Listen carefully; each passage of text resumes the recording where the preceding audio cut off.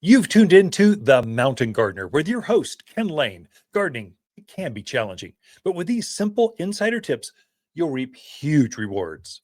Now, let's tune into today's Mountain Gardener with Ken and Lisa. And we are back with Lisa Waters Lane. She comes each week with your garden questions. What are people talking about? Gardening is here.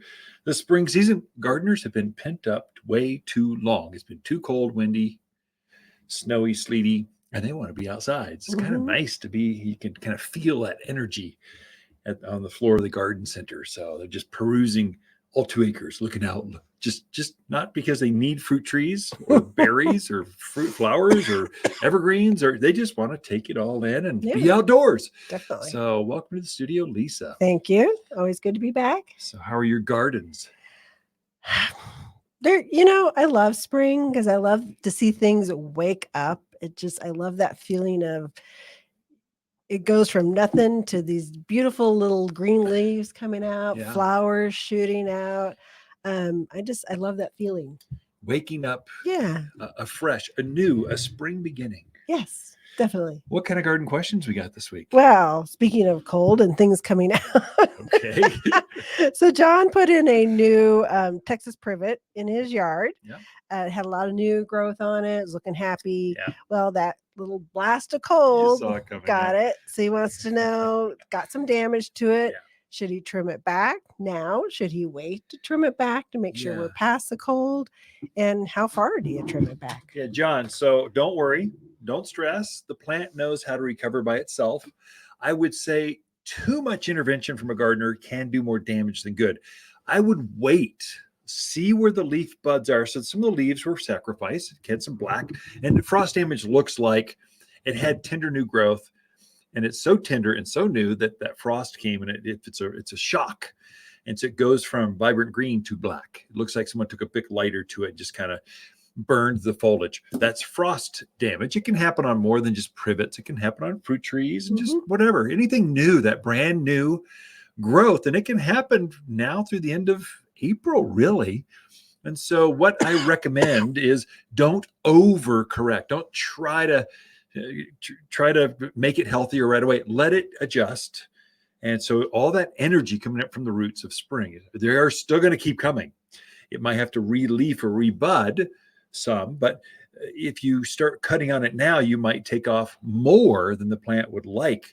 Let's see where that new growth comes. And in 2, 3, 4 weeks, now go ahead and clean it up and get all those leaves off. So don't feel in a hurry. What you may do, it's going to need some more energy to create the new buds. So it was using last year's, October's fertilizer, last autumn's nutrients to form this spring's leaf buds or flower buds.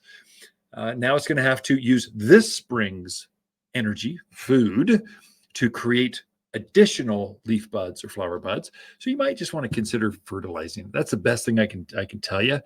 If you really want to juice it, if you've already fertilized, great. Use the 744 on privets. That's the magic stuff. It'll make it go. If you've already done that, what you might do is mix up some root and grow. It's a compost tea that we make here at the garden center. It's liquid. It's like molasses, and it's concentrated. So you put 3 tablespoons in a gallon of water. You might give it a couple gallons, and plants just respond to that. You just take it up. It's in liquid form, like liquid magic, and take up, and it'll just instantly take it right up to where that frost damage is and start to reform leaves. So don't stress out. The only way to recover from that is if you covered it with like a frost cover. That would have possibly, but it went from nice to real cold like instantly. Yeah. So that messes with plants. So that's why at the garden center, when you drive by after we close, it looks like ghosts are all over the garden center. It's not because the plants would be killed, but we're preventing frost damage on those outer tips, so that it keeps them looking pristine. So customers want to go, I want to buy one of those. That's pretty cool. So it keeps it looking at 100%. The only way to do that is possibly you threw a sheet over it or something that would have helped protected it probably, but not to worry. it will recover. It will recover. No problem. Yes. All right. Next question is from Sandy. She has a vegetable garden area that she didn't use last year. Good. Just let it sit. She said, but now it's covered in weeds. Yeah. What's the best product to take care of those weeds, to get rid of the weeds? Yeah. So the best, if it's small, the best is pull them up by hand. Take a hoe and just hoe them up and get them out of there. Because if you spray it with something like Decimate, you can spray that. It's a Roundup alternative. Don't spray Roundup, whatever you do. But Decimate would kill them right away. But you still got to deal with the weeds sitting there, a dead weed or a live weed. If you got to deal with them, just go ahead and pull them up. Take a hoe to them and get them out of there. Those dandelions have one taproot. If you sever it, they're dead. So just get them out of it pretty quick. Rototilling, turning, these are all things that kind of help you. But I would say don't turn in your weeds into the gardens, because those seed that might be forming, or you just turn them into the garden, so they become a problem 3-4 weeks from now. Just take a hoe, get the soils ready, and then turn the soil, getting them prepped. Put a 2 to 3 inch layer of manure on top of that bed, whatever that looks like. Turn that into 1 shovel's depth. Water it really well so you neutralize the nitrogen hit that you're introducing into that garden, and then you can start planting. I mean, you could put radishes and carrots and lettuce and broccoli and cauliflower, Brussels sprouts, artichokes. You can put all those things in now. Yeah. And so you're ready to plant. In about 2 to 3 weeks, you could probably, I don't know where what Sandy is calling from, but in 2 to 3 weeks, if you're up in this Prescott area, this Central Highlands, this is Prescott Valley, Dewey, Cordes, this area, you could probably start planting in 2 to 3 weeks your tomatoes, cucumbers, eggplants, the leading edge. I mean, there can be frost, but you can cover them, you can protect them. And plus, people are tuned in from the Verde, Sedona, you all, because they're planting 2 weeks ahead of us. So you're the end of April, we're the first part of May. So it's time. Get Sandy, hurry up, get those gardens ready. And right now is perfect time just to pull weeds, because the soils are actually fairly really moist. Easy. So they do come up pretty easy. Great thing about Sandy is she let the soil settle or rest. So sometimes there's diseases that come back over and over and over, like Vertinella wilt on potatoes and tomatoes. If you let it set for a bit, that virus doesn't have the next crop to feed on, so it just comes back, and you naturally got rid of it. That's why we rotate crops so often. We grow tomatoes here this year, then over there next year, so we don't allow these natural bacterial viral things keep going. Yeah, very true. All right. Our next question is from Darcy. She's in the Prescott Valley area. She says she really wants to put in a Redbud, but was a little overwhelmed by all the choices of Redbud. Wants to know, is there a difference between them? Is one going to do better in Prescott Valley than not? Yeah. What are your recommendations? Our first house that we ever bought here in Arizona, not our first house in California.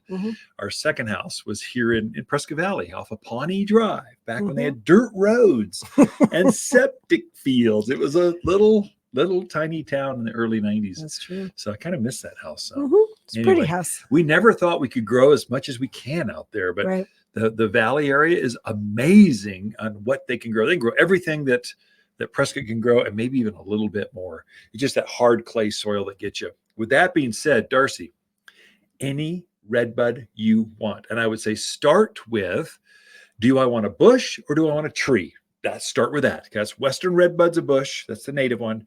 And then your Eastern Redbud is your standard. Your grandparents have grown it. Generations been out there. That's a small tree form. It's up about 15 feet by 12 feet wide. It's nice, umbrella shaped. It's beautiful. They all have the heart-shaped leaf, all of them. So next you go by shrub or tree. Then you go by which flower color do you like? And it's all variations of pink. I want light pink. I want dark pink. I want fuchsia. I want pink. Pick the color. And then you go by leaf color. So the standard is green. The native one is green foliage, standard green, like shade tree green foliage. But they're coming out with a new, like flamethrower. It's got, the new growth is red with a tinge of yellow. They've got Merlot, which is bright purple. Pick the leaf color. So go by tree or shrub, then go by what flower color, and then what leaf color, and then just go for it. We've got several choices. We can simplify this a lot for you, but they'll call to you. Pick the one that calls. They kind of woo you and go, take me home, plant me. Take that one. We are out of time. Ken and Lisa Lain, the Mountain Gardeners. Water's Garden companion plants of the month are lilac, poppy, columbine, and our purple twist plum. This Arizona plum is the ideal purple tree between evergreens. Blooms in a profusion of pink flowers that precede the deep purple foliage. Large enough to use as a front yard tree and behaved enough to use as a street tree. Plant pairs flanking gateways, driveways, or an orchard like rows to screen neighbors. Purple Twist Plum can only be found at Waters Garden Center in Prescott. For a more fruitful garden, increased success in the landscape that just feels better, then tune in daily to the Mountain Gardener podcast. Subscribe through your favorite podcast streamer or visit watersgardencenter.com. Better yet, visit me directly right here at Waters Garden Center. Thanks for tuning in.